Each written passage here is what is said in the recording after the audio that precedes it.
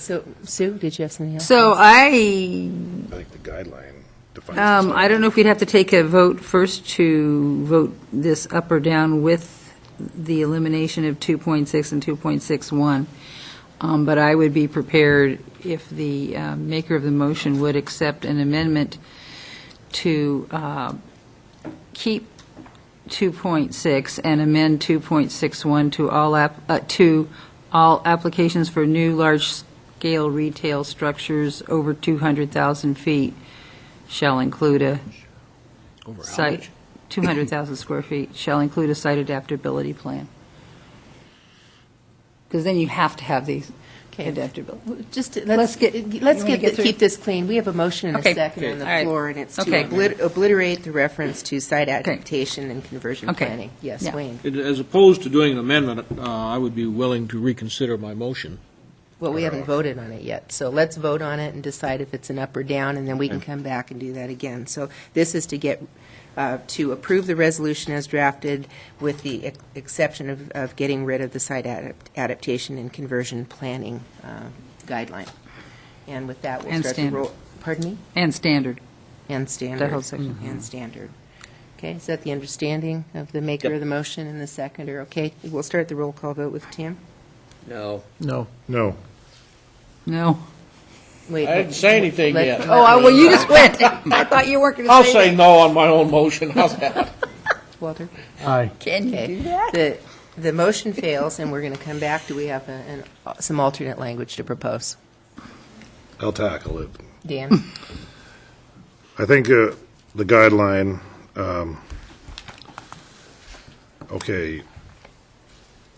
site design, and then probably insert Tim's idea of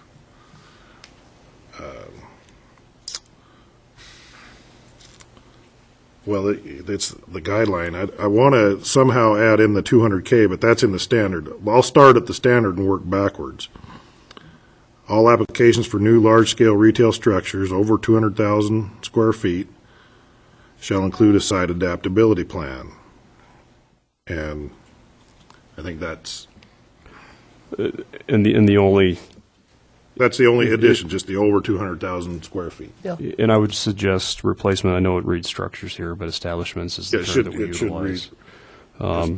So all applications for new large retail establishments, and I would generally say of greater than 200,000 square feet of floor area, shall include a site adaptability plan. Just so we know what we quantify what the 200,000 is. Agreed. That works. Is what I would and say. then make the guideline fit that, because, well, I guess it would still work, the guideline, but. Yeah, you may suggest site design. I could strike the word specific, just to include elements for adaptation for multi-tenant, multi-owner mixed use. Site design should include There elements you go. for adaptation. That works for me. And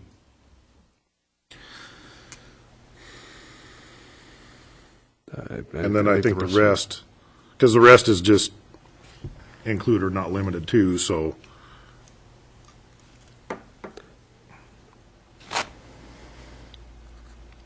The only other suggestion in the guideline that seems to read fairly strictly is the second to last line that talks about to afford the maximum opportunity for the repurposing. I may suggest to afford opportunity. You could take that last sentence out. Or you could just take the maximum out, just to afford opportunity for the repurposing and redevelopment of the site in the event of closure or relocation by the original occupant. Okay. Yeah. Okay, so we have Dan's motion. Do I hear a second? Second. Wayne's second. Walter? Thank you, ma'am.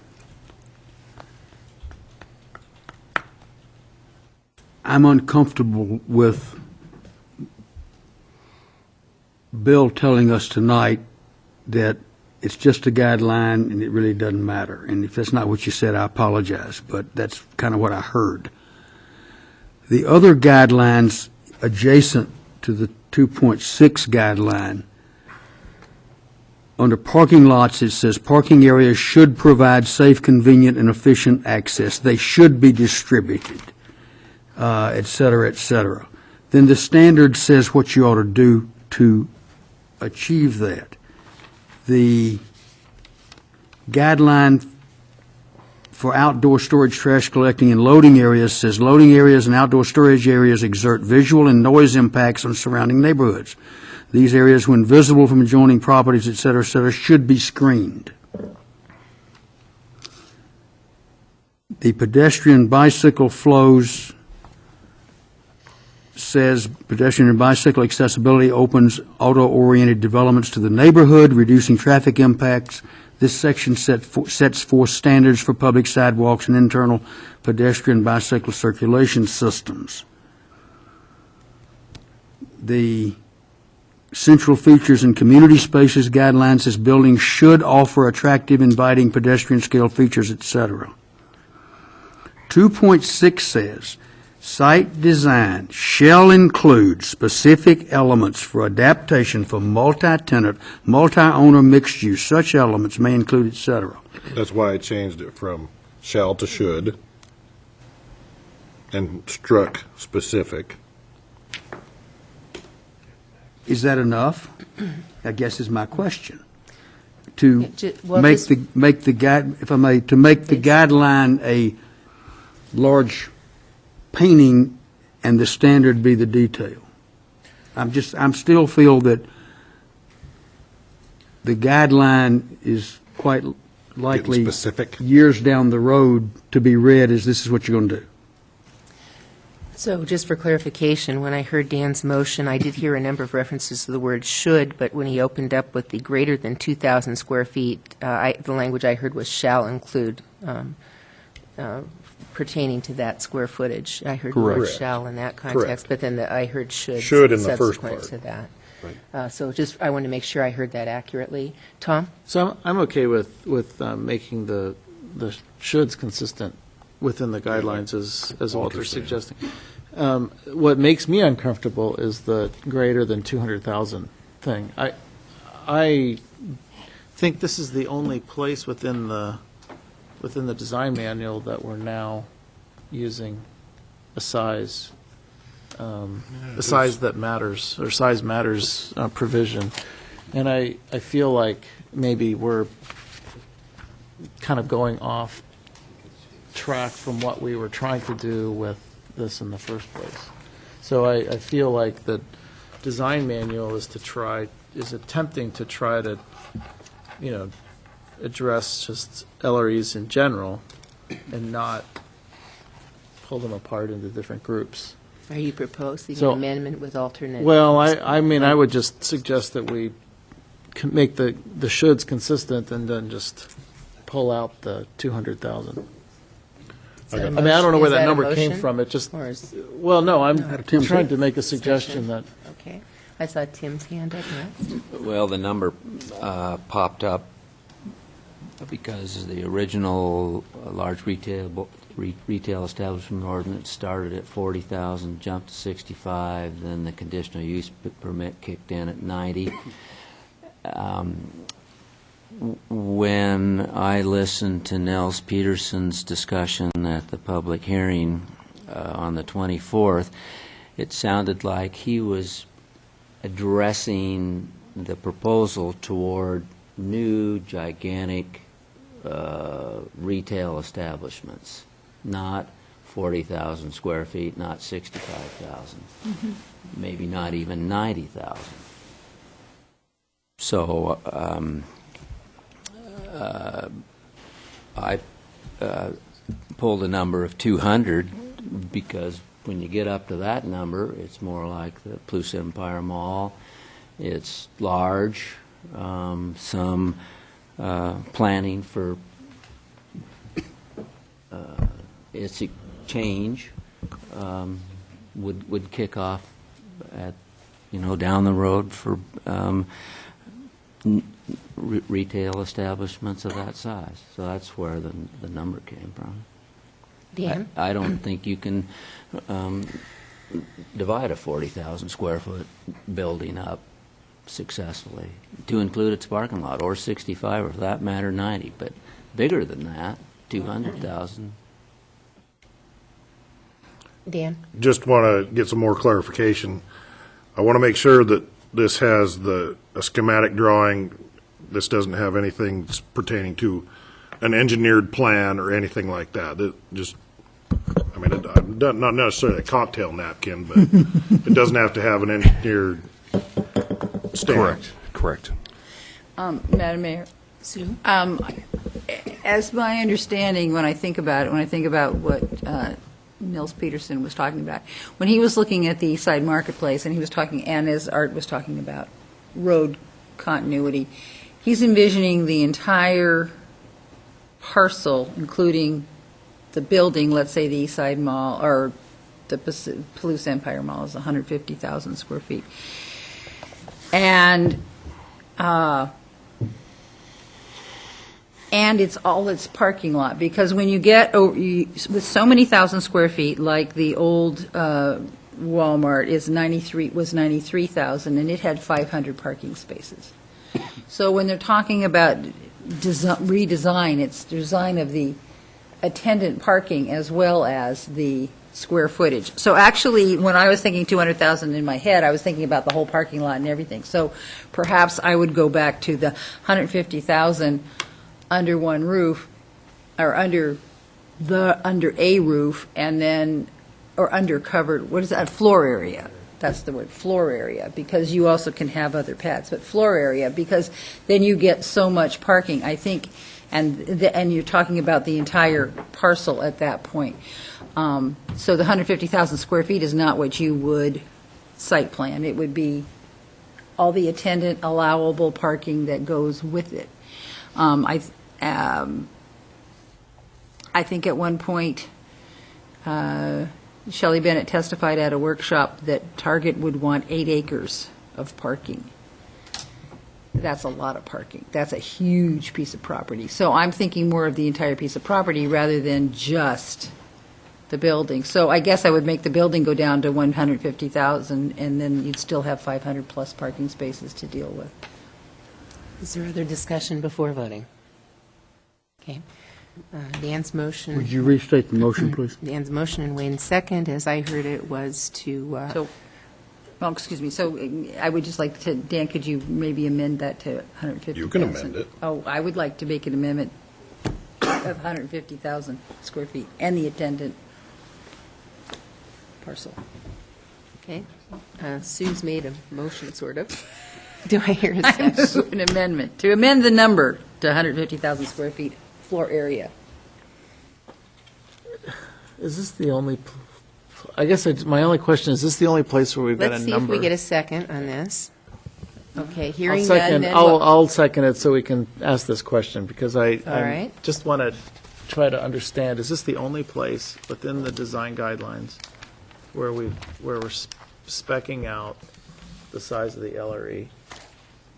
If the question is this the only place within the design manual that the provisions of the design manual are dependent upon the size of the development being proposed? I believe this is it. That this would be the only one. Thank you. And I'm just having a hard time understanding why it matters here and not anywhere else. It's in 1.5, Bill. I'm sorry to interrupt. But it speaks to a 25,000 square foot of gross floor area. It's in 2.24 thousand square feet of retail building space. It's in 2.24 again, 25,000 square feet. It's, yeah, so it's not the only place. I mean, there's smaller numbers for different reasons, but it's not the only place. It has some square footage numbers elsewhere in the document, is my point, Yeah, I mean, I guess the only, of the iPad. it's 1.51 discusses other stores separately owned or tenants which occupy less than 25,000 square feet of gross floor area. It's not an aggregate on the project that impacts one particular component of the design manual. But this particular point is looking more at the site of the proposal, not just the building itself. And so it seems like the square footage within this particular standard or guideline should be in reference to the I don't know, the acreage, not the square footage. I mean, Yeah, it should be looking at the, the whole bit with the parking lots and all that kind of stuff. So that's where I'm starting to, just feel like it's, anyway. That's where my concerns are. Yeah, and part of my reasoning is if you're going to have something that big, you should have an attendant acreage of parking lot. I mean, you're not going to plan it in the central business district where you don't have parking that you would have to deal with it. I agree that it deals with the site, not just the building. But if you have that big of a building, you're going to have a big enough site where you need, some sort of schematic as to what kind of redevelopment plan you can have for that site. Like I think Sue said, you have 40,000 square foot building, or what, like Tri-State's 52,000. There's not really any internal street thing that you would have to worry about for Tri-State where it sits. Or Moscow Building Supply doesn't really have the same kind of thing there. Where if you had a bigger thing, East Side Marketplace, for example, that's got its internal street. It doesn't quite reach that level, but they figured it out to start with. But the Palouse Mall, of course, has a fairly large floor area that should have, should this come in, some kind of plan. Right. So Spelled, and it's, excuse Because me, you're going to have a larger acreage when you have a larger building. Sue? it is spelled out how many parking spaces you get per 100,000, per 1,000 square feet Per of 1,000 floor square feet. area. That's why I said, That's and the why you're different, saying under the new guidelines, I mean, I think the 93,000 of Walmart would have a few less spaces than it does now, but still, it'll have 500 spaces for its expanded, so, It's adding spaces too. yeah. Wayne? Question for Bill again. Here's a scenario, Bill. Supposing a new car dealership came to Moscow, and they were going to build a 40,000 square foot shop and showroom with 5 acres of attendant parking, which would be for auto display. How would this affect that type of a development, where they don't have streets going through there? The whole thing is a display area. And the display area was what size? 5 acres. But the covered floor area. the LRE is triggered by the square footage of the floor area of enclosed building area. So if you had a 30,000 square foot showroom and shop and you had 5 acres of car lot, you're not a large retail establishment. Because Well, no, let me back up a little bit. This is getting back to where Tom and Dan are kind of talking about, is the attendant parking. Tom said maybe we should be looking at, and I kind of was thinking maybe that's the right area until I thought about this, not looking at square footage, but the entire size of the property that's being utilized, which makes sense to a point that then you would, if you had 8 acres, that's what got me, was if you got 8 acres of parking, then you're going to want some way to ingress, egress, and have a flow of traffic through there, which eventually could be streets. But then I got to thinking, if it's all display area, as in a car dealership, would that cause a problem for their development? If it was not looking at square footage, but looking at acreage. But if they're not an LRE to begin with, then the design manual wouldn't apply to them. It doesn't trigger it at all. Well, as long as we leave it at the square footage. No, this is Okay. LRE's is display area. Walter? I'm getting tired, but let me see if I still don't agree with Art's explanation of the Palouse Empire Mall East Side Marketplace. But that aside, a 5-acre parking lot is a sea of asphalt. And if that dealership goes away and the city decides to buy it and put streets through it, you just put it through the street. You just go through the sea of asphalt. The problem I think somebody's trying to address here is the position of that building. Yes. So that you don't have a street system like this and you put the building right at the end of that arterial so that continuing the arterial in the future, if the business goes away, would become a problem. So help me, Bill, in that the intent has to do with the situating of the building, not whether you've got a parking lot that's marked off in particular aisles or anything. Is that correct? Yes, I believe placement of the structure has a large impact upon the ability to relay out the site at a later date. Now, with that said, y'all figure out what to do with it. All right, Wayne?